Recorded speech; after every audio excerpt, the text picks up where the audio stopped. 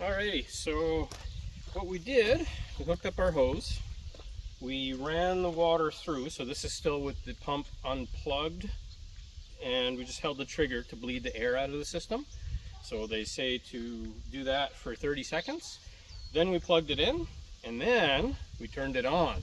So here we go. Oh shit, gotta turn it on. There we go. Got a really nice pressure.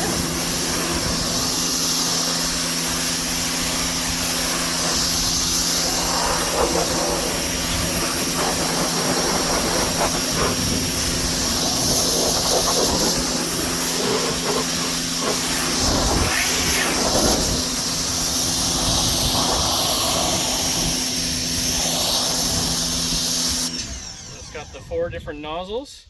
It's got the soap container. I haven't put soap in here because I don't want soap coming out of the spray nozzle all the time.